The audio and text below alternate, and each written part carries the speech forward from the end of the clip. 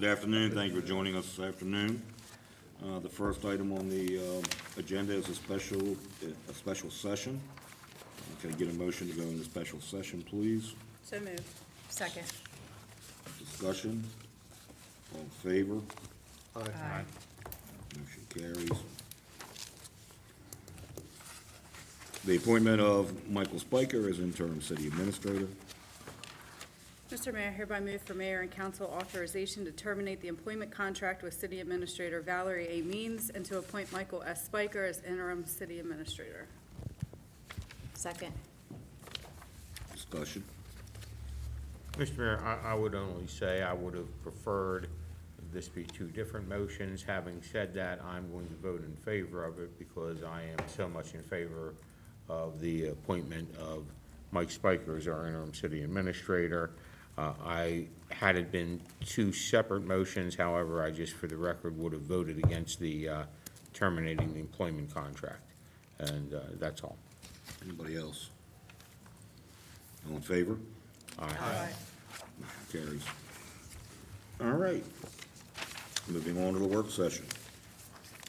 First item is Reach of Washington County Bridge to Change Program.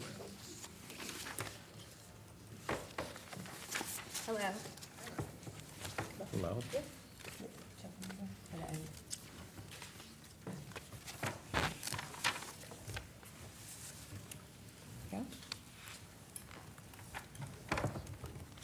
Hello, everyone. Thank you for allowing us to come today. We're pretty excited to be here to talk to you about a new program that we've been working on. Just to introduce myself, I'm Dana Jenkins. I'm the Executive Director at Reach of Washington County. To my right is Jill Zamatsky. She is the Director of Case Management and Housing. Jill has been with Reach for 13 years, and up until recently, she was our only case manager. And then to my far right is Jeannie Asbury. Jeannie is the Deputy Director at Reach. She has been there for 7 years. Jeannie oversees our cold weather shelter and was previously our shelter administrator. So between the both of them, they really know our programs really well since I am newer.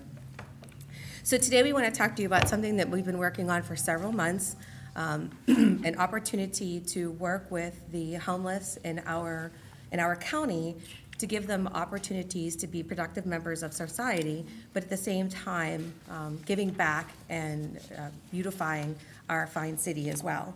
So just to give you a quick overview, I know you have slides in front of you. Each of us will take a small part of it, but we want to talk to you quickly about the mission of what this program is, a little bit about our Reach and how this ties in, some research that we've done on similar programs across the country, the actual program Bridge to Change, the community benefits, and then how we're looking to fund it. And then we obviously want to have time to answer any of your questions per se. So I do have the slides up here, so I don't know if you want to use those or the ones in front of you. So first off, the mission is to develop human potential through purposeful work experiences for the homeless. So what we're looking to do are to help our county's most vulnerable population prepare to re-enter society per se. We want to give them an opportunity, a workforce opportunity, to learn basic skills that they can use to enter a job service program or permanent employment that will help them with long-term success. So things that we would be looking to support them with is a feeling of self-worth, a feeling of pride, reliability, responsibility, teamwork, things like that. So these individuals are not quite ready to go into job services or permanent employment, and so we want to give them the confidence to be there.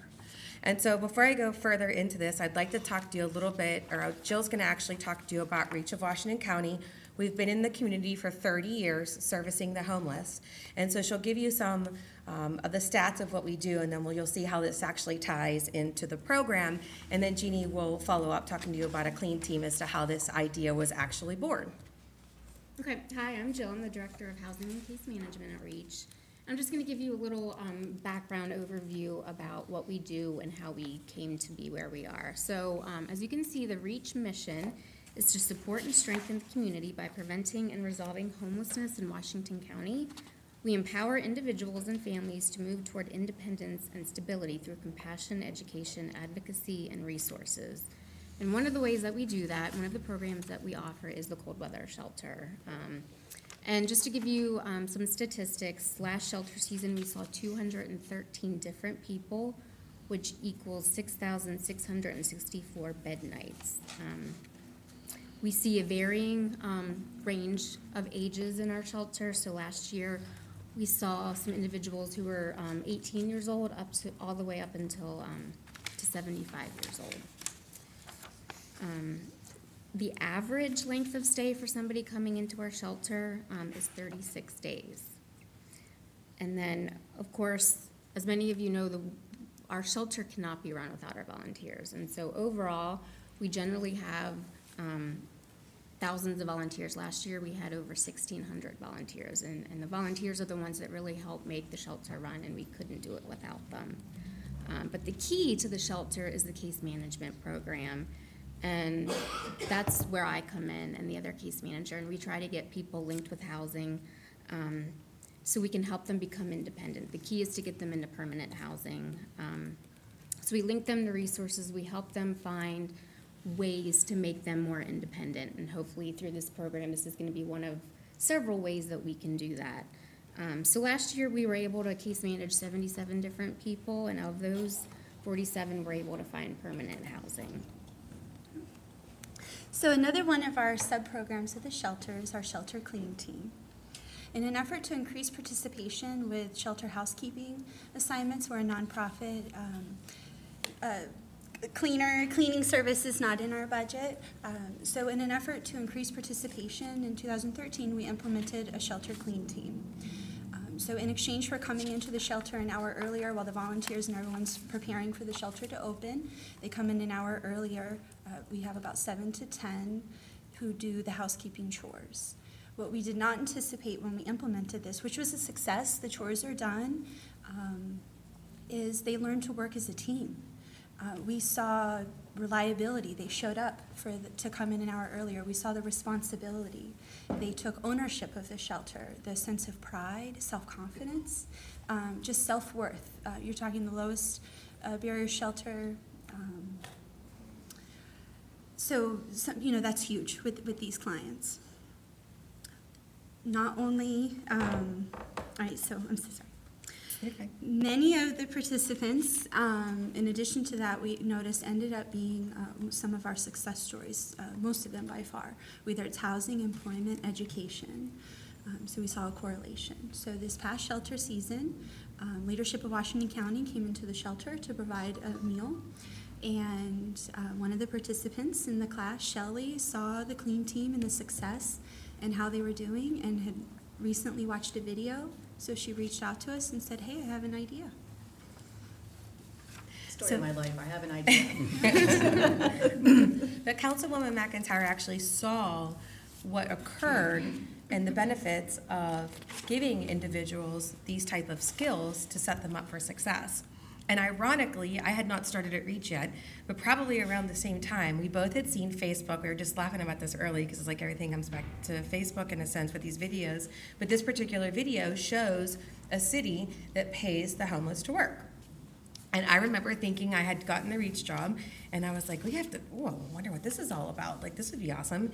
And Shelley saw it too. So we all convened and thought, how can we make something like this work? Like, how is this working? And so we decided to do a lot of research. So Shelley initially talked to the city of San Diego. I talked to their homeless shelter, which then in turn brought forward that there are multiple cities doing this type of work in different fashions. But it all led back to one place. Albuquerque, New Mexico, who was, from what we can tell, the initiator of this FIND program, and that many programs have based it off. So as of talking to all of these different shelters, Albuquerque was very, very helpful in not only telling us about their program, but giving us statistics. And so I'd like to talk to you about what they've done, because that's where we're actually, this is kind of where we're kicking off the program. So in Albuquerque, one day the mayor was driving through the town and was at a red light, noticed a panhandler, which is quite common there, and thought to himself, there's got to be a better way, right? And this led into this idea of hiring the homeless to clean up the city. And so it was giving them an opportunity, and it was panhandlers that they were targeting for this particular program, and then encouraging, instead of individuals donating $5 or so out the window to a panhandler, to donate to the program, because there was so much more that the individuals could get from the program. So it started in 2015. It was funded through the Department of Family Community Services and Solid Waste Management Department. They gave them $50,000 to purchase a van and to pay the workers. And so their initial thought was to stop panhandling. That's what their particular focus was. So what's transpired is that 2 vans go out every single day. Each van has a supervisor and 10 participants in the program, and they pay them $9 an hour to clean up the city. So the supervisor oversees the project. Individuals are limited to 2 times a week because they have a much larger population than we do, to make sure everybody gets an opportunity. It does run yearly, and they're paid daily. So what's interesting about this is when you fast forward, so they started with the 50,000, right? The data that they gave us was from their fiscal year 18 data, so it's obviously even progressed since then. But in that time, the budget grew from 50,000 to 375,000, a little over that. 1,744 unduplicated workers participated in a little over 7,500 jobs. And what's amazing about that is, so remember, they're picking up panhandlers. So you don't know who they are, if they're ready for change, if they're not. 596 of them actually sought employment assistance, with 80 of them at the time receiving permanent jobs. 23 households were placed into permanent housing, and 387 engaged in mental health services, whether it be substance abuse or mental health, which we know are 2 situations that the homeless typically find themselves into. So what was interesting was, now other cities started picking up on this. And we talked to a lot of these different cities. And so some of them focus on panhandling, some of them focus on just homeless in general, not specifically panhandlers, and it varies. So some programs run very, very loosely, where it's like, let's just put some people in the van and give them experiences and have fun, to very, very more where it's like an employment. So DC was probably the most structured, where they are full-time employees, they earn benefits, they can have GED support, and all these wonderful things in between. So no matter how their programs varied, there were 3 things that were common amongst all of these programs. Some expected, some not expected. One was that the participants, they developed this sense of belonging and this pride. That spilled over into them speaking with other people in the community and encouraging them to get services. So if anybody comes into our organization, we work hand in hand with all the other homeless providers as well too. So if you come in and you're ready for change, the world's almost at your fingertips, because if we don't provide it, one of our partners do, right? And so it's really up to you to want to be able to move forward. And so oftentimes, some people will not come in for services. And in other cities, this encouraged others to come in to services, then to help move them towards independence. And then the biggest surprise to them was how strong the community support was, and that varied city by city. So where a lot of these programs are funded in some sort by the city or grants, other cities are purely funded by community donations. So in San Diego, they started with a $75,000 donation from an ER physician. So it's very different. But the best part about us having these stats and doing this research, where we were able to sit down and say, well, what makes sense for Hagerstown, right? How can we bring this to Hagerstown so that we benefit those that need it, those that have challenges, and our city, right? Our business owners, our developers. Like, how can we all work together for positive results for the city? So that led us to pulling the things that we liked out of these different programs. Oops, I think I just turned something off. Pulling the pieces that we liked as we worked over the last couple of months with Councilwoman McIntyre and my team and some other city employees to say what makes sense, what works for us. And that's what led to Bridge to Change. So the Bridge to Change program is actually going to be run as a pilot program, right? So we're going to celebrate, this is so key, we're going to celebrate successes along the way, but we will tweak as we need to. So we'll keep it fluid. But initially, this will be for REACH clients, so those in our cold weather shelter or case management. We want to establish the program before we would expand out to other services, which is something that we would plan on doing in the near future. Our case managers will select the participants or encourage the participants that are in their case management services, but have demonstrated a want or a need or a desire to change. So they're ready for change. At that point, what we'll do weekly is coordinate with the Department of Public Works of what the city's needs are. Probably primarily, I think, would be starting in the square or around that radius as to what kind of debris needs to be removed, weeding per se. In the winter, it could be snow removal, part of the Snow Angel program and helping out. And so what we would do is we would send a supervisor down into the designated area 3 days a week with a team of 4 to 6 people for about 4 hours a day. And they would be paid by REACH at a rate of $11 an hour. The participants would then return to REACH at the end of the day to participate in what we would encourage is journaling and debriefing so that there's learnings from the program, and then follow up with their case manager so that they can be connected to additional support services. So here is where we would work on other needs that they had for housing, or then how we would move them then to a job service provider or employment services. And so the time frame for this program would be in and around June. So the next piece of this is we wanted to really come up with what are some really smart goals that we could have in this program that would be attainable. So as you saw, what Jill presented was that we had 213 individuals in our shelter last year.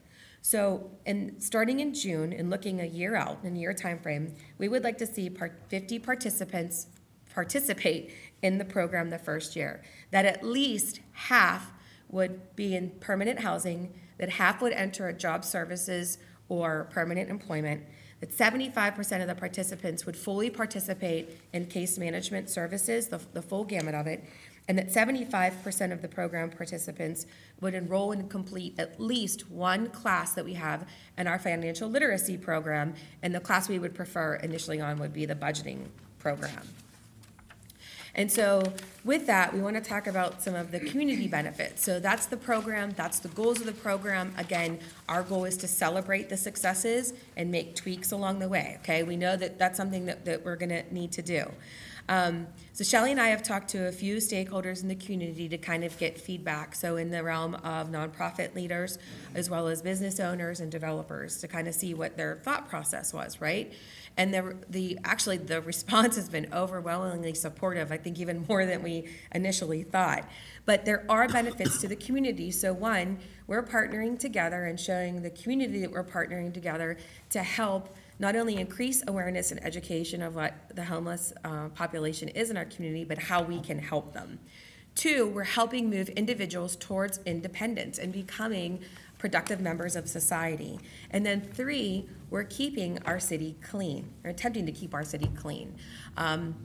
And if you look at the program back from Albuquerque, New Mexico, in that time frame, those individuals cleaned 896 city blocks, removing over 275,000 pounds of waste. So if you think about the impact that we can make here, it could be very substantial and very noticeable for the downtown area.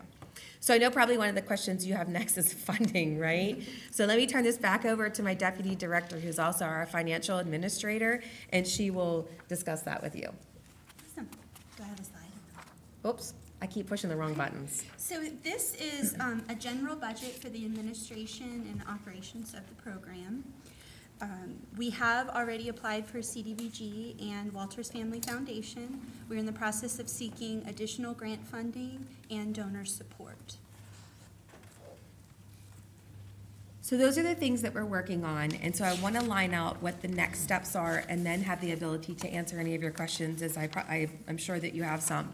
So our next steps obviously are to secure funding, and we are looking at multiple funding sources, as well as we do have some interested in privately funding the program. So the program at this point will not start till June, and that would be based on funding. If we do have private donors, we would probably be able to start the program sooner.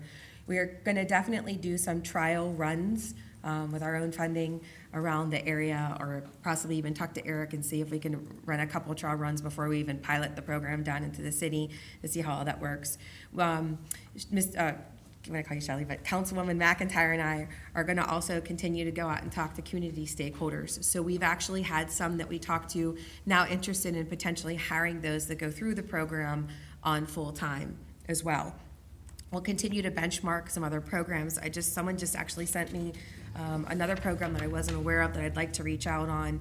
And then we need to obviously fine-tune all of the details of the program and really structure out how this is all gonna work. Then at some point have an MOU with the city on how we would actually work this with the Public Works Department. And so that's the gist of what we're trying to do and what you'd love to have your blessing for. So now at this point, we'd love to entertain any of the questions that you have.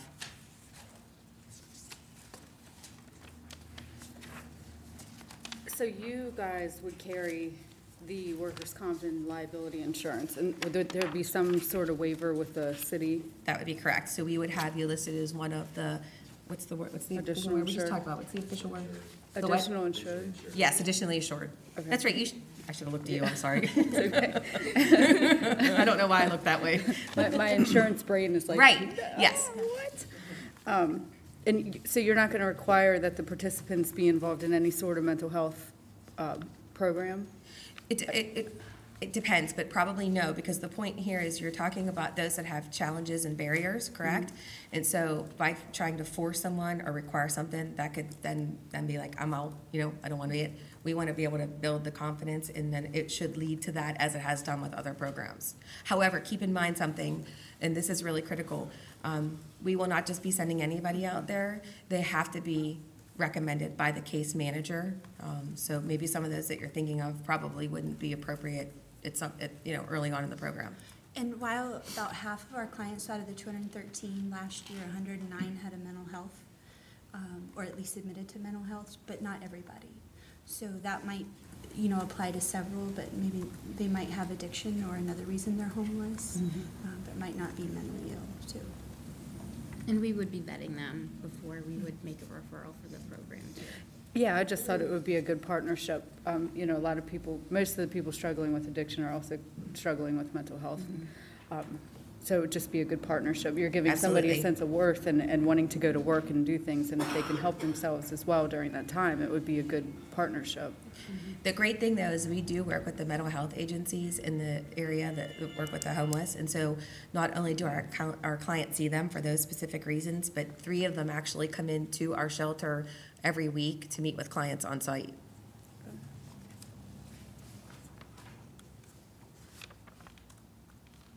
Anybody else? Just to understand the numbers correctly on, it looks like the comparative model you gave us in Albuquerque. You look at the first several bullet points. It says 1,744 unduplicated workers, meaning individuals identified to participate. And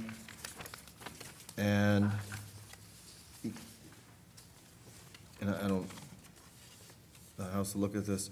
So 80 of the 1,744 individuals went on to secure permanent jobs. Is that Correct.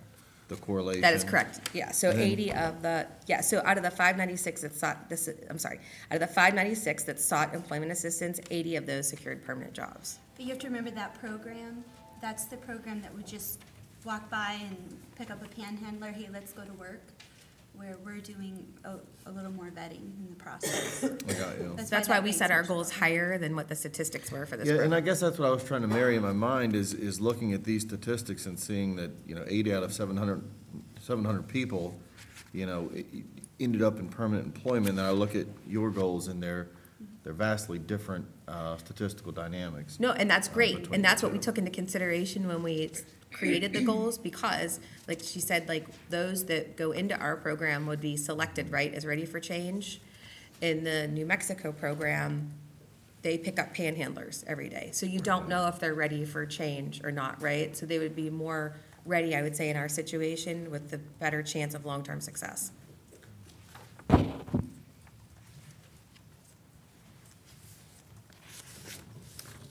The second question I have, and this is probably a question more for staff than for you guys, is the CDBG funding, the $20,000. I'm assuming that's through the city process. We've already applied, yes. Yeah, and so I guess that gets a thought in my head of, we obviously have a number of different organizations within the Correct. community that provide comparative services like case management and various functions. I'm just curious, and I know we've seen this in the past from different organizations, especially on the list that we have for nonprofits that we provide funding to through the general fund, and even when you folks go to do grant applications, it is a competitive process. And so I'm gonna be curious, once it does occur, what that next year will look at and that next year will look at, because I'm sure that there will be other comparable entities within the community that will say, okay, well, this is CDBG funding, and I don't know what the dynamics are as it applies to the equal opportunity. If I may, Jill can maybe give us some to that money. clarification if you'd like on that. Just on process, the grant process is under review right now, so applications have come in and we're going through the review process. We're still waiting to hear on an ongoing basis what our HUD determination is for CDBG. And so in the budget book and through the budget process, I believe we publish a preliminary listing of agency contributions from the CDBG program. And I guess, I just don't want to get to the point where you're a year in, or 2 years in, the program seems to be going okay, and then another entity says, wait a second, this is CDBG money, is there an issue of equal opportunity eligibility for a program of this type? And then it becomes some competitive nature, and then we're tossed back in this process of, I wouldn't want us to get into that. So if you're concerned on the funding side, CDBG is roughly about a third. And so we've already seeked another one that's roughly about a third, which right now, if we didn't apply for any more grants, we would be relying on donor support for the other third. However, we anticipate that each grant will help lead to additional grant sources, and we're already seeking out 2 additional, and the donor support could help that grow. If worst case, let's say in 2 years, we lose one source, which we deal with this every year at REACH. Let's say one of our grant sources, this program doubles and we lose a source, we might have to cut back to a few participants. So like right now, in year 1, we're shooting for 50. We really anticipate that that's what we'll do. If our funding were to be cut, we might do 25 participants that year.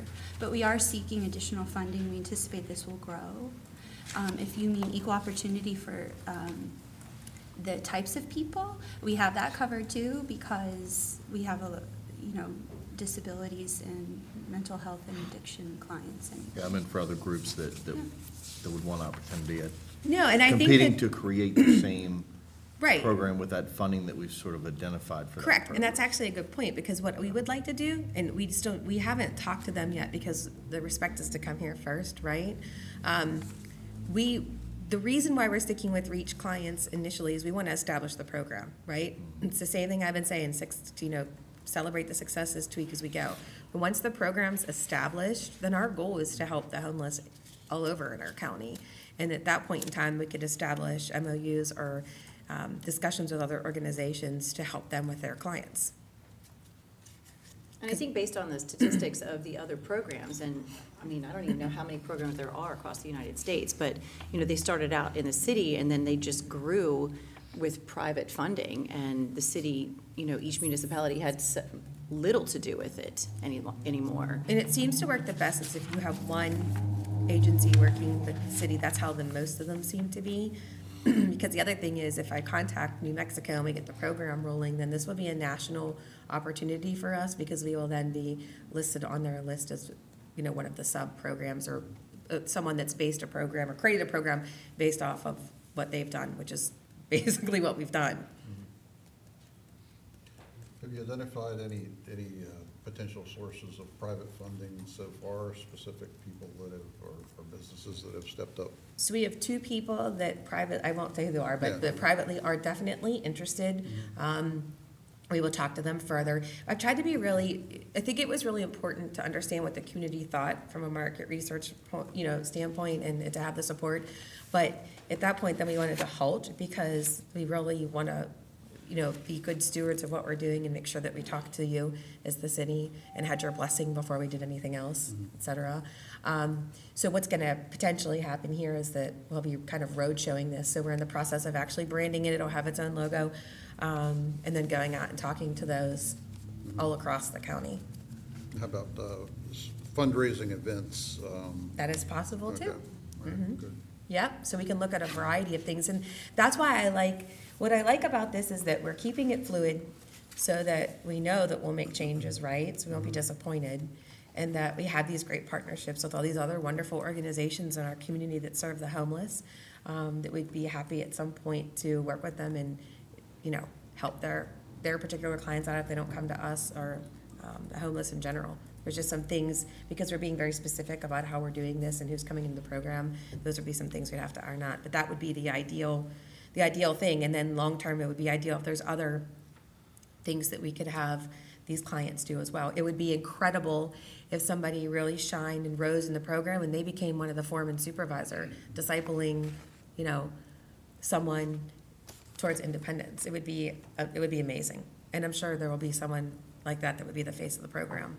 We see amazing things. I know sometimes it's frustrating probably from your standpoint because you hear a lot of negativity or perception that people have with the city and things like that, with homeless people or those that are loitering around that people assume are homeless. But I'm going to tell you, the amazing things that go on there on a daily basis are just heartwarming. I mean, we've got 15, so we opened in October. We have over 15 people that are already permanently housed. Most are working. We have others in the works.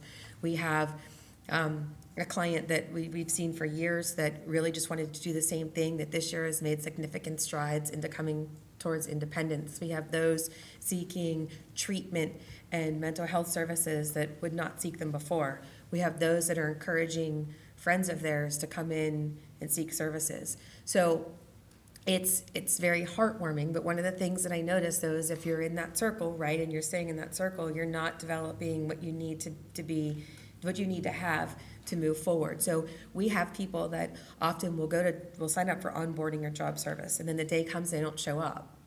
And so you almost think it's kind of like, are they being lazy? Are they, what is it? That's not what it is. They're not comfortable, right? Is someone going to look at me funny? Is someone going to say something to me? Is someone going to know I'm homeless?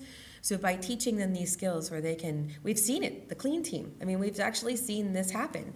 They have a sense of pride and they learn responsibility and reliability and teamwork. And that's going to set you up for greater long-term success. So it'll be a learning process. We're obviously not experts in this. And that's why I want to talk to a lot of people and we want to take things that people bring to our attention into consideration when we make decisions. It's important to us to be a good partner. And I think this program shows that the city is getting involved and the city is making attempts to, bring the homeless into productive members of society. We're not doing anything. I think that this is a good program to, partner with and show that we want them to be a part of our community. They want to be a part of our community, so let's help them in this way. Any other questions, Kristen? Well, I think it's a great program, and I support it wholeheartedly. Hopefully, as we go through moving forward through other budgets, that we can find a line item that will help support this out of our CDBG funds, and which could garner maybe more support from the community, from private people. So That would be amazing. I think, I've seen those videos, and actually I saw them about a year ago. Right. That's how long I've been working on Yeah. this. It's been a long time. But yeah, so congratulations, and hopefully everything comes together as you have planned. So I think Shelley will stay on top of it for us. Thank you. Appreciate that. Thank you all very much. Thank you for Yep. everything. Thank you for having us today.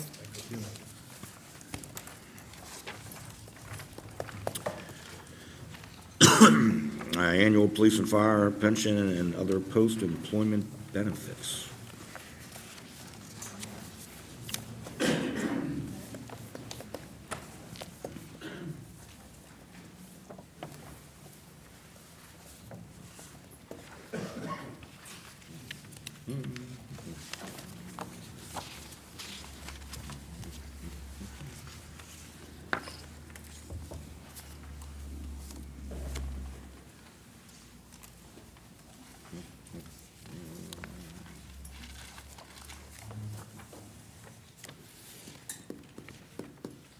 Okay. Good afternoon, everyone. We're here today to provide an overview of the police, an annual overview of the police and fire retirement plan. I'd like to welcome Alvin Winters. He's here. He's our Senior VP of CBiz Retirement Services. And then Christopher Little, who is the VP and Senior Relationship Manager with PNC Institutional Management. These two gentlemen provide services and support of the police and fire pension, and then also the other post-employment benefits program, or OPEB. Al is going to provide you an annual overview or actuarial review of the plan, and Chris will provide an overview of the portfolio performance in the past year. We will be asking to make a couple of changes. We're recommending to make a couple of changes to the police and fire pension plan. And I'd also like to provide many thanks to Amy Dreisbach for stepping up and coordinating and really conducting day-to-day administration of both of these plans as well. So I'm going to go ahead and turn it over to Al. He's going to present to you the actuarial review. First of all, thank you for having me. Appreciate being here. First, I'm going to go through an overview. Everybody should have a packet that looks like this, spiral bound. An overview of where the plan's funded status is today compared to last year, make a recommendation on the contribution to the plan next year, and then, as Wendy mentioned, there is a proposed change that would help us streamline some of the administrative procedures, bringing new participants into the plan when they're hired in a cadet or trainee status before they transfer over to an officer status, to help us from an administrative perspective. And that's actually something that Amy helped identify that would be an improvement to the current process and save us on administrative costs and time. So with that being said, I'm just going to jump right into it. On page 1, we have a summary of the participants who are covered under the plan. Total count of participants in the plan has remained relatively steady. Matter of fact, the total count of participants in the plan has remained level at 273 participants over the last 3 years. The number of active participants has declined. Last year it was 177, now it's 170. We've had an increase in the number of retirees, and a relatively stable number of people who are what we call terminated vested. Those are people who were employed, had 5 years of service, but left employment with the city and had a right to a future benefit, but weren't quite eligible for normal retirement at that time. You can see the average age of the population has increased steadily. Right now, we crossed over and have an average age now over 40, and the average length of service for participants in the plan is just under 13 years. On page 2, we have just a highlight of some of the plan's provisions, and these reflect the changes that were made effective July 1, 2018. Employee contributions into the plan are 8% of compensation, and that was increased effective July 1, 18. It went from 7% to 8%, and the city currently targets a 14% of pay contribution. Normal retirement under the plan is age 62, or if earlier, 25 years of service, and someone can retire early with a reduced benefit at age 50 with 20 years of service, and that was also changed effective July 1, 2018, where the age requirement was lowered from 55 to 50, but still there would be an actuarial reduction to keep things actuarially equivalent, so the plan is kind of agnostic as opposed to somebody retires earlier doesn't. The salary average, it is a final average pay plan. It used to be a 3-year average, and we adopted a phase-in from a 3-year average to a 5-year average. Anybody who retires prior to July 1, 19 gets a 3-year average. After July 1, 19, it's a 4-year average, and then effective July 1, 2020, it's going to go to a 5-year average. The benefit under the plan is 2% times years of service times final average compensation for anybody hired before July 1, 2018. Anybody hired after July 1, 2018, that benefit is 1.8% of final average compensation times years of service. But no matter when you were hired, you can still earn a maximum benefit of 60% of your final average pay. Final average pay does not include overtime, it's base wages only. Taking a look on page 3, we have a summary of what we call the valuation results. The present value of accrued benefits is the amount of money you would have to have today to say that all benefits that have been earned to date are fully funded. So if you wanted to have enough money to fully fund the plan based off benefits that were earned to date and turn the plan off or freeze the plan, to be fully funded, the plan would have to have assets of $43.7 million. Present value of future accruals, so future benefits to be earned by members that are currently in the plan, that's another 10.2 million. So the present value of all future benefits, if you want to have this thing fully funded, never have to put another penny into it, the total value you'd have to have would be 53.9 million. Current assets in the plan as of 7/1/18 was $21 million. So that means on an accrued to date basis, if you were gonna kind of benchmark this plan compared to what you see in the news, compared to other municipal pension plans, plan is currently 48.1% funded. That's the highest the funded percentage has ever been since the plan was put into place in 1998. So that's a kind of like the high watermark of where we are. Hopefully, our projections show that the plan will continue to progress and improve. If you look at the assets compared to what is ultimately going to be paid out, present value of all future benefits, that percentage is 39%. But again, if you wanted to benchmark the plan to other plans across the country, that 48.1% would be the threshold that you would use to compare it to other plans. Looking at the contribution on page 4. And where does that stand in, other plans across the? You see a variety. There's a pretty big spread. It is on the lower end. So if you looked at the average rate for a typical municipal plan across the country, that range is generally, depending on what measure you use, is in the low to mid 70s as far as a benchmark. But you have certain institutions like Chicago, Illinois, where some of those plans are on the verge of bankruptcy. Some of the plans in Pennsylvania are on the verge of complete bankruptcy, where they're in the 20s. So I would say the positive thing about this plan is that the percentage isn't where you'd want it to be. But when the plan was established in 1998, it was much less. So when the plan was established, it was established with a funded percentage in the 30s. And so most of the peers that you would compare yourself to have been around for 50, 70, 75 years and been where they're at. The trajectory, too, is where you'd want it to be. So when we look at a projection of the plan's funded status going out under a variety of investment return scenarios, the current contribution levels and the plan changes that were put into place effective July 1, 2018, show that under most market conditions, the plan's funded status would either remain steady or gradually improve to 100%. So I think things are definitely improving and on a better track than where they were previously. Okay, thanks. So to get our recommended contribution to the plan, we start off and we look at the present value of all future contributions that are eventually going to need to be made into the plan. And that number is $33.2 million. And we amortize that as a level percent of pay over 25 years. So it's a 25-year amortization of those contributions. We add to it assumed expenses and subtract off expected employee contributions. And this year, for the first time in a long time, that number actually comes in under 14%. Last year, that number was 14.22%. This year, it's 12.23%. So just the actuarial contribution necessarily to fund the plan over a 25-year period would drop to 12.2%.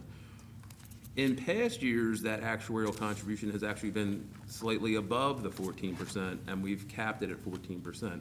Same thing now, even though the pure actuarial contribution would be 12.2, our recommendation to you would be to maintain the 14% of pay contribution, just to take into account the fact that future investment returns are very uncertain at this point in time, and there's going to be a new mortality table coming into play here probably in fiscal year 2020 that could have an increase in plan costs.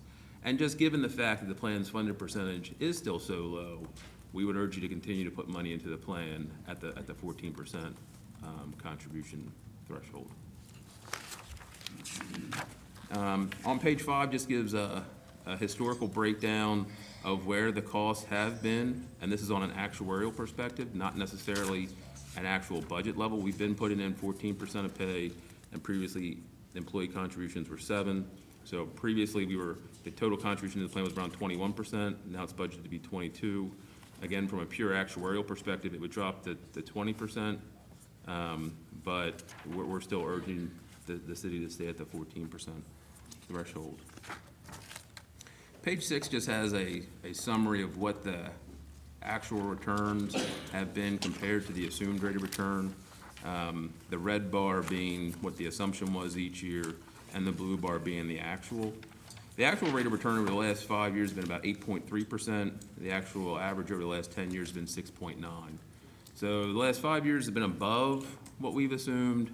The last 10 years, a little under what we're currently assuming, but we're pretty comfortable with the current assumed rate of return, even though we think in the short term there could be some volatility, but over the long term life of the plan, we're comfortable with the 7.25% on plan assets. Page 7 just has a projection of the plan's payouts over time. The blue bar being what has been currently accrued. The red bar is extra benefits that will be earned into the future. The payouts from the plan are going to rise dramatically, similar to what you might see if you look at Social Security. As the population continues to age, benefit payments going out of the plan are going to increase. Again, another reason to maintain the contributions at the current 14% threshold, because you're going to face some headwinds as the payments going out of the plan are going to rise and hit around $5.5 million by 2040, and then level off and then gradually decline back down. And again, this only takes into account participants who are currently in the plan, doesn't make any provision for new participants coming in.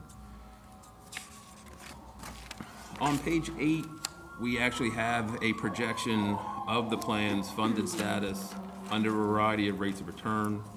The blue bar, or the second highest line, is our assumed rate of return of 7.25%. And you can kind of see that that same pattern took us a long time to get from the 30% funded level to 48%. It's going to be a slow and steady gradual decline to full funding by 2040-ish, or 2042. And then if you wound up with an 8.25% rate of return, that funded percentage would improve dramatically. But most importantly, if we only achieve a 6.25 or 5.25, the plan's funded status stays level and gradually gets a little bit better, although basically you'd just be treading water. Previously, when we've run projections, when we looked at adverse rates of return, those lines would start trending downward. And so given the plan changes that have been made, the additional contributions from the employee side, the plan has built in some cushion to maintain its funded status even in adverse markets. So we think that's a positive. So that's all I had on the recommended contribution before talking to the plan changes. If there's any other questions on that, I'm happy to talk about it, or I can talk about it at the end. I have a question. Sure. On page 2. So prior to July 1st, 2018, when you retire at 25 years, you get 2% of so you can retire at 25 years and get 60%. But now the change is 1.8, so you'd have to work 28 years to get full retirement. And it's only those that are hired after July 1, 2018. So that change only affected those who were hired after July 1, 2018. But you are correct about the years and the amount of time required to get it.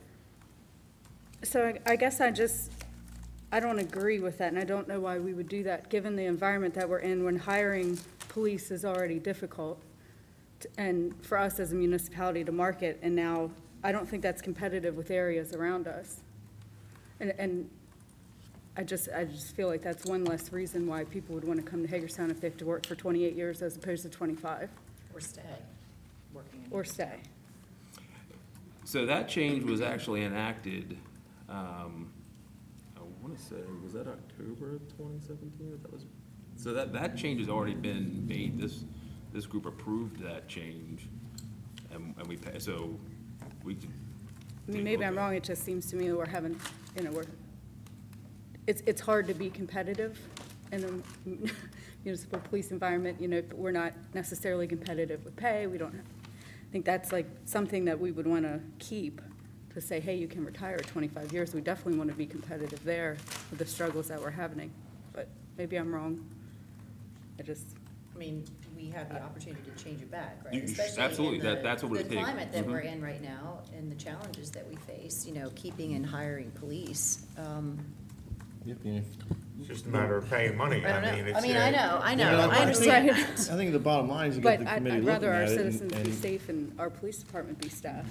you have a committee that's looking at this in a manner of says, what's an attainable, what's attainable, affordable, long-term, you know, manner in which to proceed, and so the committee says, well, you know, the industry and the standards would dictate that this isn't affordable based on what you're able to put in, what you're requiring your employees to put in. So, yeah, I mean, if you want, I guess you could go and you could say, we're gonna absorb this, you know what I mean? Or we're gonna decrease the percentage we're at, or we're gonna increase the contribution level of the employee doing it, in order to afford the plan, but, you know, unless you do one of those three things, I don't know where it would come from. And this was the committee's recommendation in 2017. It was. In 2017, we worked with the committee to look at the change in final average compensation, the employee contribution rate, and the benefit level for post-July 118 hires. This committee, if it were a committee made up of new hires, they wouldn't be looking at it, you know what I mean, the same way. But those existing entities are looking at it in a manner to say, hey, how can I make sure that this thing is solvent for the program in which I'm in now in order to attain the year expected for the duration of the program? And you look at the 2040 figures and you say, well, heck, I'm in the 2040 era. This isn't, you know, this isn't going to be, you know, an absolute for me in terms of where the plan should be and its affordability. And I don't imagine this is the last change. I can see that this every 5 years, it'll be just like our union contracts where we'll be ratcheting something different because the industry won't be able to absorb it. I mean, the mayor asked the question and says, well, you know, where are we at compared to these other places? And you can say, okay, well, you know, these other places, maybe it's 70 or 80% covered, but they're about to lose the house on it. And so when we look at this plan, we say, well, you know, this isn't something we can really afford based on the socioeconomic sort of dynamics of our community, but if we're going to do it, the only way we're going to be able to afford it is for the market to somewhat stay stable over the long haul, and for us to be putting in a very stable and steady, even pace over the long haul. And so, you know, you asked that question of where others are at.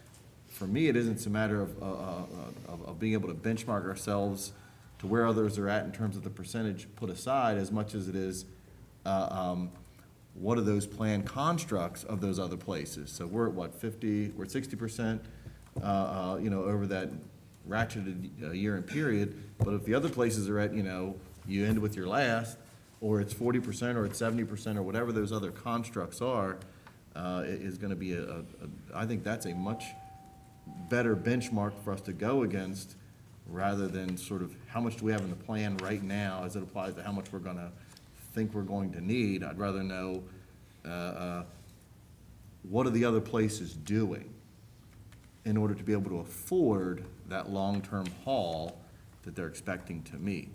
And how do we compare to other jurisdictions? Right, on those metrics, not on how much they got in the bank in order to make what, you know, what they want out of the plan, but whether they're at 40% or 55%. So if we're going to talk about, you know, a 0.2% change as being an enticement, then on the flip side, we're gonna have to talk about whether at the end of that 3 or 5 year period, whether it's a 3 or 5 year period, whether it's you know, 55 or 60% of ending period. So those percentages are either gonna have to change, or the dynamics of who pays for them, or you're just gonna simply come up with the money. Right, and that's the point. And if, you know, you want to talk about a change like this, the time to talk about it is coming up shortly at budget time. Because I find that throughout the year, we always have great ideas about what we need to do, whether it's increasing the pension for fire and police, or it's funding for downtown improvement, But then when it comes the budget time and somebody says, well, to do that, you gotta raise taxes, we suddenly have we can't raise taxes, and look at staff and say, we'll figure out a way to do all this. So that's all. The time to discuss it is when we're discussing the budget. But if you discuss this particular item at the budget time, you're discussing this particular item in a very finite moment of space to say, hey, this year, you know, we really don't like what that says. We'd like to go back and look at it. It's only gonna cost us $60,000 or $160,000 to make that change back. And all I'm saying is, if you talk about it in terms of the budget for this year, for that particular item, which is why I like the fact that the committee vets this over a longer period, it isn't going to seem like much. And I would much rather that be discussed by a committee, because they're looking at it over the 20 or 25 year No, I think it period. seems like a That lot says, to hey, this isn't $160,000, because next year it's gonna be 180, and the Right. year after that, 220, and the year after that, 300. And so I think you gotta look at what, let's say it's $5 million, that one change, you know, offsets the plan by $5 million over, you know, the next 20-year period. Then I think that plays a radical part, a much more radical part, in that 14%, you know, expectation, because you got folks that'll say, well, you know, we don't need to do the whole 12 and a half or whatever the number is. And I'd much rather that come out of a committee that's looking at the plan 30 years from now than this body looking at the budget 6 months from now. I just don't think that's the way we make this plan work. I don't disagree, and I understand there's a lot more that goes into this. You don't just change something without there being adverse effects. I guess the reason I brought that up was, with us being 19 officers down and in the position we're in, I just think we should be doing everything possible to making it enticing to working here, whether that be this, whether that be making sure HPD gets take-home cars, whether that be pay increases, or whatever looks like. I mean, I know that's not why you guys are here, but we are 19 officers down, and we do need to recruit officers, and the ones that are working here are running call after call after call after call after call, and we can't continue to keep that pace up. So whether it be something in their retirement plan or whatever it may be, I think we need to be looking at all options right now to make it enticing to work for the city of Hagerstown. I agree. I think that we have to figure out, and we have to determine and understand why police officers either are not staying or that they aren't attracted to come to this city. Is it this benefit? You know, is it the things that Emily said, you know, with pay or take-home cars, or, you know, comparing us to different municipalities and different locations throughout the state, and this is one thing, but, I mean, are they in the same situation? Are they 19 to 20 officers down? Do you know what I mean? Are they having the same mandatory overtime and, you know, overtime that they can't cover? So, and I think that that's really important, whether it's now or during budget season, to figure out how, you know, that's a vital part of this city, and I think that it needs to be investigated. Well, I know that we've already asked in our goals, in our goal sessions, that we come up with a plan to see what we can do to entice recruitment and to get personnel. Right. I also know that, you know, 20 years ago, when we took on our own police and fire retirement, we established a committee to be able to be the ones to lead us in that direction of where we need to be. I've never heard our chief and any other chief in the 20 years that I've been around here say that we can't recruit because of our retirement plan. You have absolutely, I've never heard that. We don't have a problem getting firemen, you know, and we're having the same problem recruiting police that every other city across this nation is having. So, yeah, I think we have to wait for the recommendations from our chief to be able to come in and tell us, okay, here's where we need to go, because we're way off where we need to be at right at this very minute during this discussion, where we need to go to be able to recruit qualified people and retain them. So you go ahead and move. Yes, Michelle. And just one quick thing. What I will say, and to Al's defense, and Wendy's been here for a little over a year, but we really did discuss all of these at the committee level, and Al went back religiously and redid amortization schedules and brought things back. And both police and fire took all the options and ideas back through staffing that was here, even new staff, to try to make minimal impact to the employees, but still enable us to fund this plan and have it be sustainable. Right. So I know, and I apologize, I don't have your presentation in front of us, but I know that we talked about it at a committee level, and we didn't make those lightly. And we did benchmark it against other municipalities, so I'm not gonna tell you that the 1.8 is rich or generous compared to others, but there are other municipalities and counties that are at that threshold, and some that are even less. So it was definitely taken in the context of what do we do to try and nudge this thing so that the long-term finances of the plan do, but there were some sacrifices, and that it probably should be taken into account holistically with other things that's affecting you. Appreciate that. Thank you. Yeah. So the one proposed plan change that we do have is that the current situation is that when someone is a police cadet or police officer trainee at the academy, they are city employees, but they go into the state of Maryland plan. They're not named participants in the city's fire and police plan. And so then when they become a police officer, we try to transfer them over. We try to adjust their service, look at buyback issues, administrative issues. Did they transfer the money over? Did they not? It increases the administrative burden in doing those calculations and turnaround time between our office and Wendy's office. And this idea came up of, well, why don't we just put them directly into the city police and fire plan upon hire? And we can do that, and there's a proposal to do that, so that way we don't have to do this kind of transfer back and forth between the state of Maryland plan and this plan. Just start them off in this plan immediately. It would reduce the administrative costs to the plan. It would get those employee contributions into the plan sooner rather than later. And to your point about recruitment and retention, there wouldn't then be this comparison between the state of Maryland plan and this plan that discussions have to be had. So just bring them online into this plan immediately, and so that's our proposed I recommendation. mean, they have to, it's 5 years before they're vetted anyway. They would still have the same 5 Yeah, years before they be vested. There was one concern, I guess the rationale for them to previously be excluded was that this plan has a line of duty disability benefit that basically pays 2/3 of pay, and there was a concern there that if somebody got hurt at the academy right away, they would get this 2/3 of pay benefit for the rest of their life. So there is something that you're not eligible for line of duty disability benefit until you become a sworn officer after the kind of like the 6-month probationary period in effect. That's a recommendation. Yes. Okay. Good.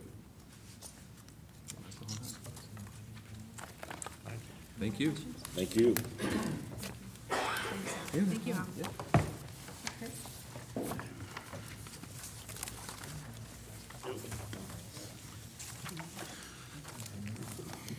I thought we were done.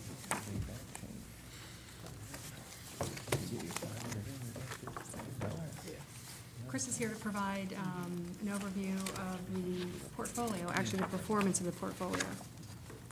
I would think everybody was maybe interested in this, kind of with our topsy-turvy market right now. So thank you, everyone, for me being here today. I wanted to first say, my name again is Chris Little. I'm a Senior Relationship Manager with PNC. My office is in Baltimore. However, I've been with the organization, PNC and its predecessor bank, for about 20 years, and I worked on this account early in 2007 when Al was still in the finance area and had moved the account to one of my colleagues.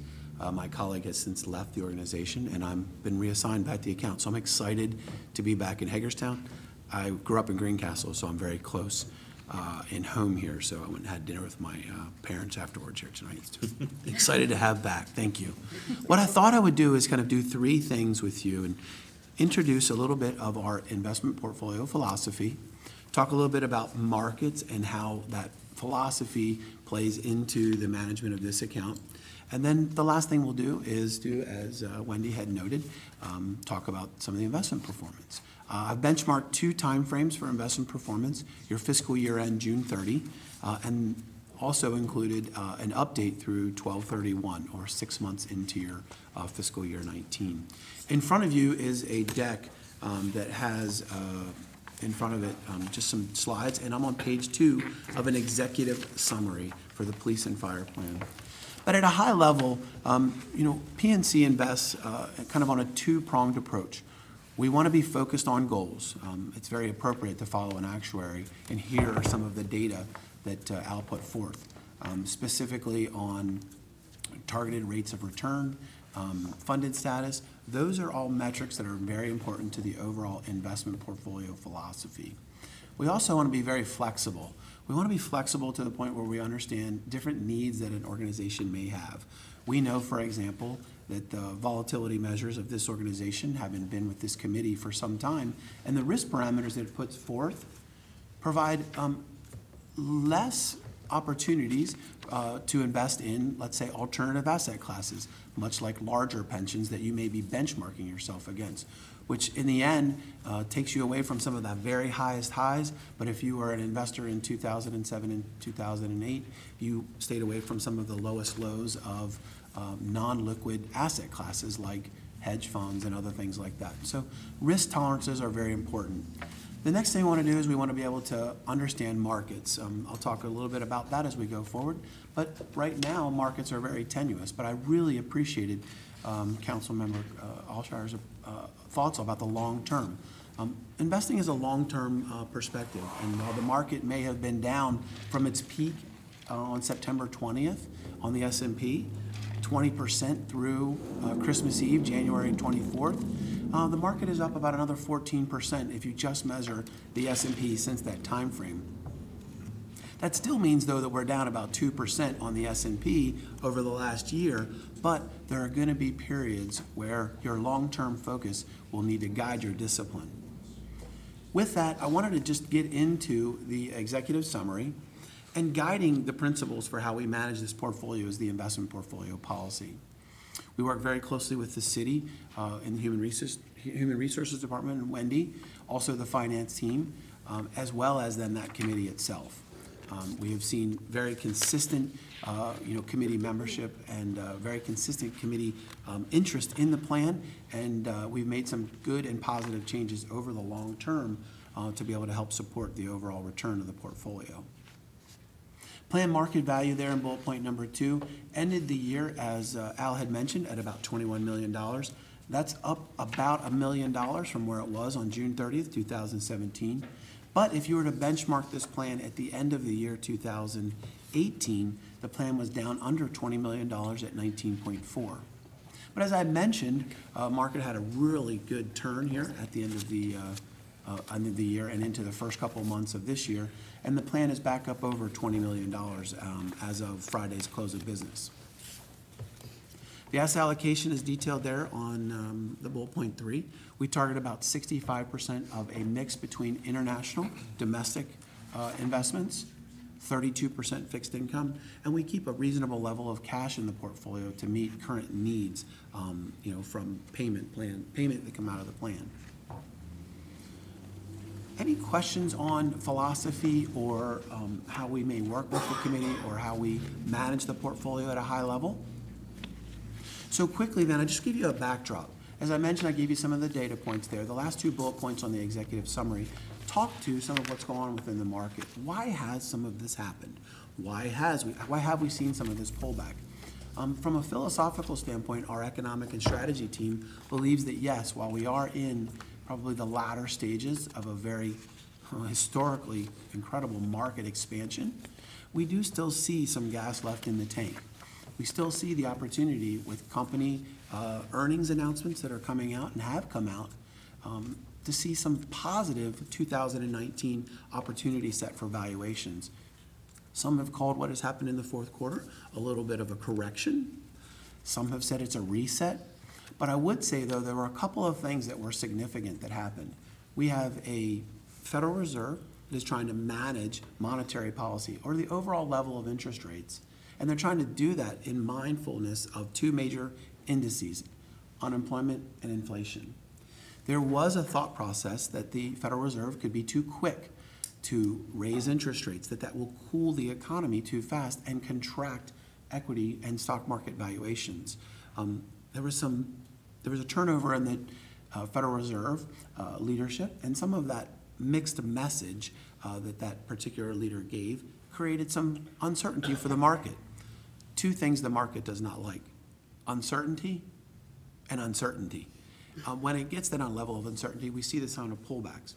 We also have somewhat of a issue going on with our ability to be a good partner on a trade basis with other foreign countries.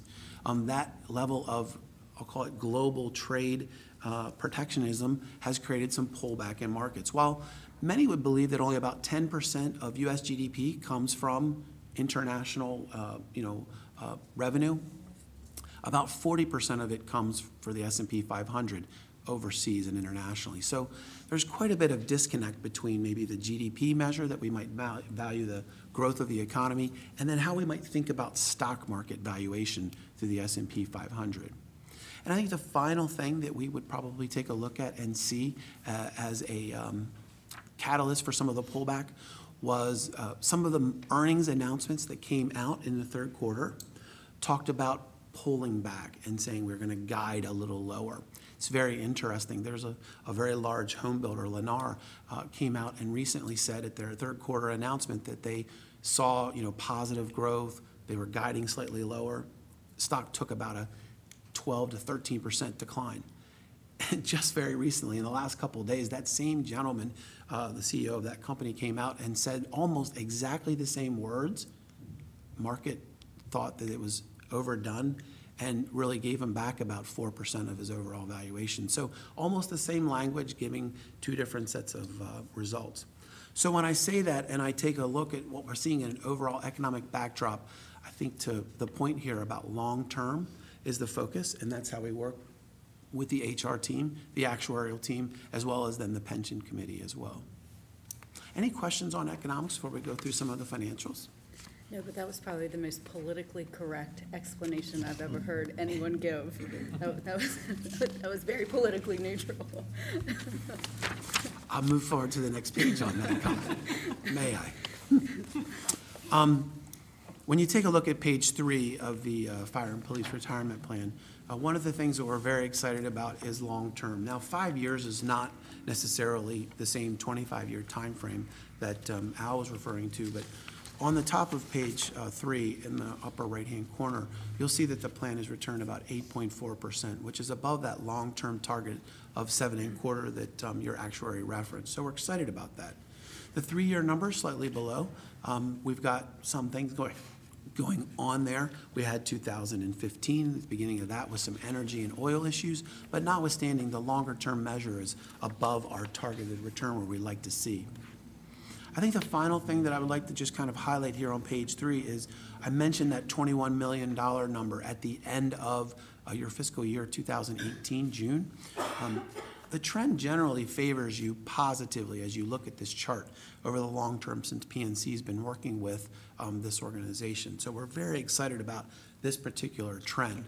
We did see some high water at the onset of 2018 at about 22 million, but some of that pulled back and contracted just slightly, even though the return over the last year was about 8.2%.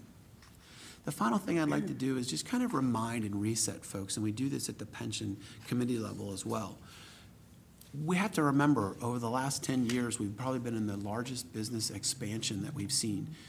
March of 2009, March 6th of 2009, was the ultimate low on the S&P 500. It was around 660-ish was the level on the S&P 500 at that time frame. We're going to anniversary 10 years of that low. The S&P 500 currently trades at about 2,600, 2,650.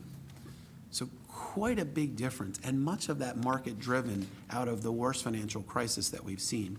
So when we right set and work with your actuary to develop an investment goal for the portfolio, we do that in terms of what is the realistic expectations going forward for markets.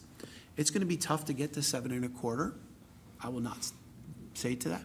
It's going to be tough to get to 7.25, but I think through disciplined investment portfolio management, working with the committee on their risk tolerances and how they guide policy, along with working with the staff, I think that we'll have our best opportunities to do so. The last thing, again, then, just on metrics, is page 4, just to give you a sense of what this last quarter did. Fiscal year to date, the portfolio is down about 6%. Much of that in that time window that I talked to you between September 20th and the end of the year. Again, we're positive year to date, 2019 calendar year, but notwithstanding, this past year was tough. So the ebbs and the flows that Al referred to and the comments about long-term focus give us that opportunity. And I'm glad to hear that your actuary does such a nice job of modeling different market conditions for you to be able to produce overall levels of market comfort and actuarial assumptions. I'll stop there. I'll take any questions that anyone may have on this plan. Anecdotally, I gave you just a page 6, which gives just a highlight of kind of if you were to compare. One of the leads on the pension plan committee reviews this information pretty closely. So Glenn does a nice job of providing some benchmarking for us as we think about looking at the Maryland retirement plan as well. So I provided that data for you from their audited financials from June 30th, 2018 as well.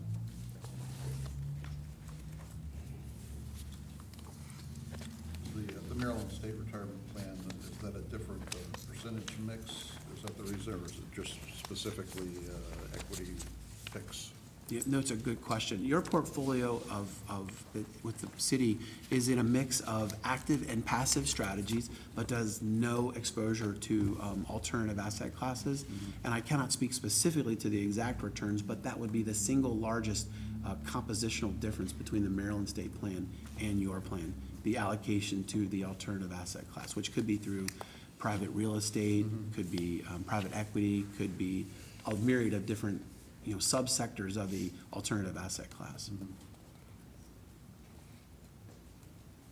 Well, I think there's a couple of things between your presentations that, at least for me, that I take away from it this evening. And one is, well, first is the 7.25. I mean, I don't, and I've said this, every time you folks come in, I don't see realistically that we're ever going to see that, reach that measure as an average. I just don't. I think that's, I've never had that realistic expectation that any investment portfolio is going to be able to maintain that as the plan is sort of derived. But the two important points for this particular sort of snapshot in time for me is, one, that there is still gas left in the tank. Meaning that I think that there, even with some of the volatilities in the market, I still think that it's going to be much more positive than we've seen in those periods that we've experienced those lower. And so that gets me to the next part, which was in your part of the presentation, which talked to the fact of sort of maintaining that 14%. Because I don't, if we pull back in this particular budget year and say, okay, we're good, we can go down, then we stand to lose the gains that we could capture while this gas is still left in the tank within that market to sort of harbor us a little bit from those times when it does go back down. And so those are sort of the two takeaways that I have, and that speaks then directly to our budget. For those that may have an interest going into FY20 budget discussions, to look at that and say, okay, we're doing good, we can ratchet back here, and save ourselves. Two things will happen. One is you miss that opportunity for securing the program in the manner that you set up, and therefore sort of further getting behind in that 7.25 that you're not going to reach. And the second is if you're going to take that directive in the FY20 budget, that this is a one-time thing, that this isn't something, and this doesn't really deal with you guys for the second part, but it isn't an operational thing where you can say, okay, here's an expected savings or an expected opportunity to sort of cash in on the moment and fix a bit of the budget in some other manner, because if you do so operationally, that opportunity is not guaranteed to be there next year. And that's why I have continued to say that, you know, we continue on the pace that we've laid out. So. Anybody else? Okay.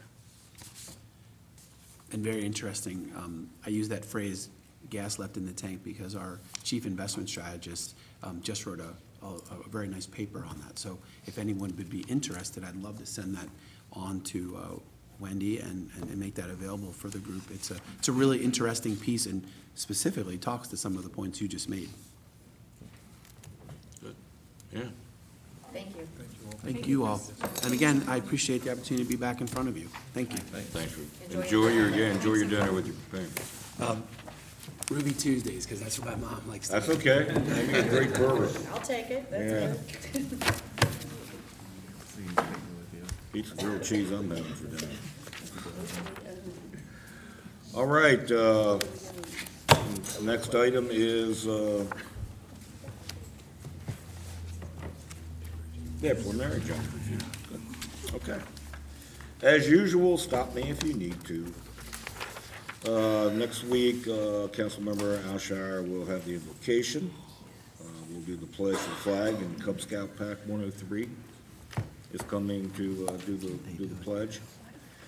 We'll have and some announcements. The meeting schedules in February are February 5th, 12th, and 19th, a work sessions at 4 p.m., and the 26th is a regular session at 7 p.m. Don't forget that February 5th is the State of the County also. We'll have some appointments. Historic District Commission, Robert E. Powell, his term to expire July 23, 2020. Community Development Block Grant Public Service Review Committee. The Board of Zoning Appeals with James Stauffer, his term to expire on January 31st, 2022. We'll have citizen comments. And there will be public hearings. First will be the annexation of Foggy Bottom Land, and the second will be the annexation of Antietam Creek bed. We'll have the city administrator's comments, mayor and council comments. We'll adopt the minutes of December 4th, 11th, and 18th. And under the consent agenda is the Department of Community Economic Development street closure request for 2019 for events. The Department of Parks and Engineering, Phase 2 Stormwater Utility Development, Wood Environment and Infrastructure Incorporated, Chicago, Illinois, for $127,747. And the handicap ramp, semi-am construction out of Frederick, Maryland, for $120,000. On the Utilities Department, the water is a Ford F-450 with a Durabox Buddy from Keystone Ford, Chambersburg, PA, $50,948. And under wastewater, a Muffin Monster for primary sludge pumps. JWC Environmental, Santa Ana, California, $22,700. Breaks up the solids. Under unfinished business, the approval resolution, parking rate amendments. Under new business, with the introduction of an ordinance, changes in the city police and fire employees retirement plan, Amendment 13 to the plan.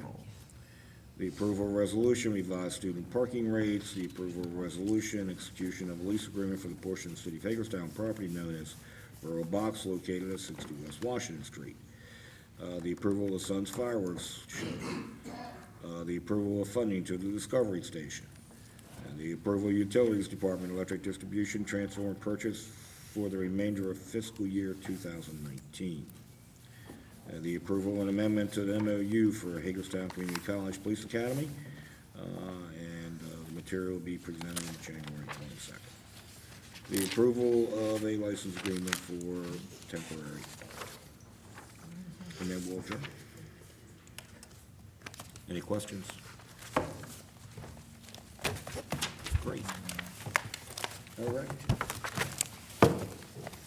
City Administrator comments, please. A few from me. I'll start out something differently. Thank you to the mayor and council for the opportunity to continue to serve in a different capacity. I'm very excited. Thank you all once again very much for the opportunity. Eric Dykey and staff of Public Works, Utilities, Parks, for the unpredictable storm they went through this weekend. Many thanks to you all for keeping us safe. Staff's working diligently on the fiscal year 20 budget. Once again, thanks to Michelle, Jennifer, the finance team, all the department heads that have submitted their information in a timely manner. We're moving forward with that expeditiously as possible. Thank you again, Michelle. We did meet this morning, or this afternoon, starting our State of the City discussions with the mayor. Wes, Scott, and I met this afternoon. That's moving along nicely.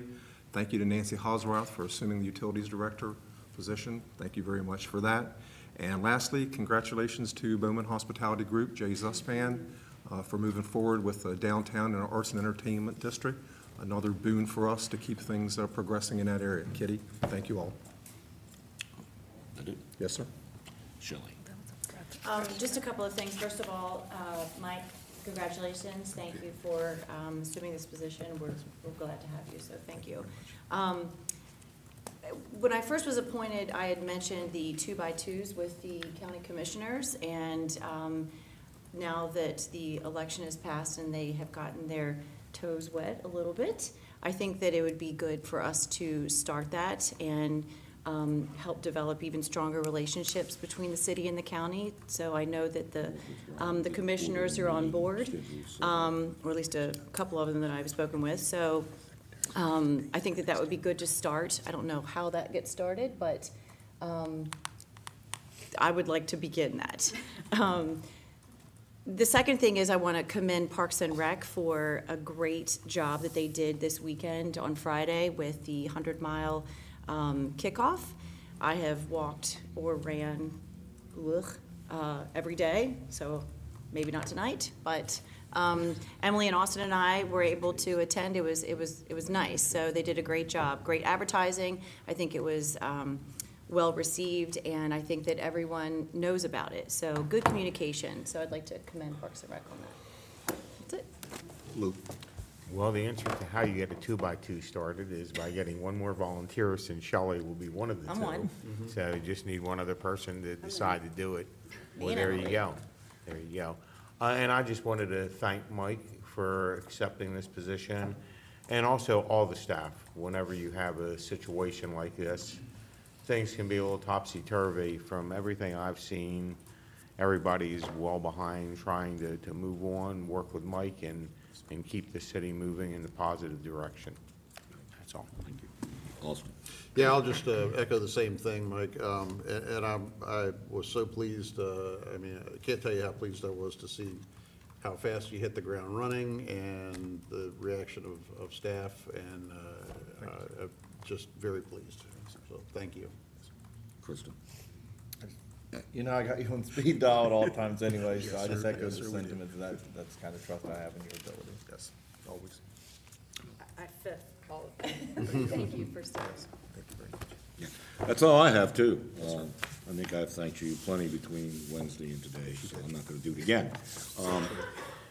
I will be swearing you in after the meeting in my office. So that's all we have. Then we'll adjourn, and we'll see you next week. Good Thanks. job.